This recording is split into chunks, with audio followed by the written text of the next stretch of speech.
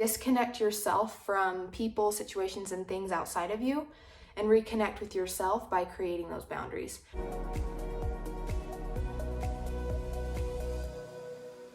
Hello, beautiful people. Welcome back to my channel. If you are new here, welcome. I have a couple notes written down here, so I will be looking down here a few times just to make sure that I cover everything. As you saw from the title, we're discussing how you can strengthen your intuition. And I really just want to dive right into it. Number one is having a daily meditation practice. And this doesn't have to be anything too extensive, like you don't have to be sitting for an hour. What I recommend for people is starting with just like 10 minutes a day.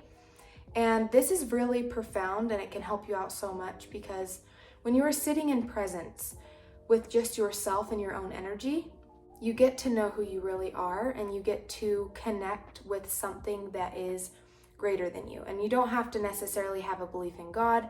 You can call it whatever you want: universe, source, divine, angels, spirit guides, whatever it is that you resonate with.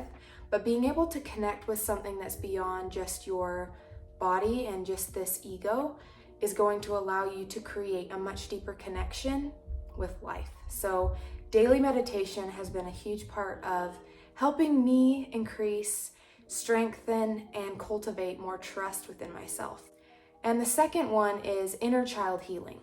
This one is really amazing because this is something that I've been doing for the past 4 years, and it's going to be a process most likely for the rest of my life, because as children, that is when we receive, the traumas, the programming, and all that type of stuff. So a lot of that comes out in adulthood. We don't realize that a lot of traumas and programming and all that stuff doesn't come out until we're older, and we don't even recognize it until we're older. So when you do inner child healing, you get to know who you really are much quicker, because a lot of the ways that we respond, the triggering that happens in our life, is coming from those childhood wounds. And so if you're able to tap back into your inner child and be able to be present with him or her, you're able to bring yourself back to a more present state. And another thing with inner child healing is you're going to be able to identify where it is that the lack of trust in yourself stemmed from. And I know for me, this was being raised in religion, being raised around people who also didn't trust themselves. And so they kind of project that onto us. And so when you're able to recognize where the problem stemmed from, it kind of gives you a little bit more awareness and makes the healing process a little bit easier. At least that's my experience. Moving on to number 3, and that one is listening to your feelings. Your feelings are your guidepost. It is your compass. It leads you to what is for you. So if you are disconnected from your emotions, if you're disconnected from your feelings, you're not going to be able to be in touch with your intuition. And this goes hand in hand with the healing the inner child, because you don't want to be taking action steps based on triggering or based on fear, because fear and triggers are not intuition. Intuition is something that is much more subtle. It can be that still small voice, you probably heard that before, where it's something that just gives you an instinct. It's like I want to go here today, or I feel like I should call this person, or it'd be cool if I did this. It can come in form of ideas, inspirations, epiphanies, and it's going to be a much more calm and inspiring voice versus something that's more triggering and coming from fear. So that is the importance of healing those past traumas and woundings and things that are disconnecting you from who you really are, because it's going to be much harder to connect with that if you have a lot of baggage and a lot of things in the way of you connecting. Meditation is obviously a part of listening to your feelings as well, because when you sit in silence, you're going to notice a lot of things coming up for you. So listening to your feelings is going to be being more in tune with your body, being more in touch with your emotions, and allowing yourself to process through them instead of stuffing them down, instead of going to coping mechanisms or things that you use as addictions to hide yourself, the things that you use to distract yourself from how you really feel. Being more in touch with your emotions and your feelings is going to help you connect more with your intuition. Moving on to number 4, creating energetic boundaries. And this has been a big one in my life, and has transformed everything, because energetic boundaries to me is also known as being in your own energy.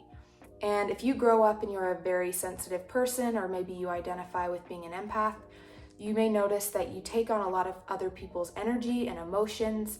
And this can be an issue because you're not going to know whether something is your problem or whether it's someone else's problem, or whether it's their emotion or your feeling. You want to be able to almost like disconnect yourself from people, situations, and things outside of you, and reconnect with yourself by creating those boundaries.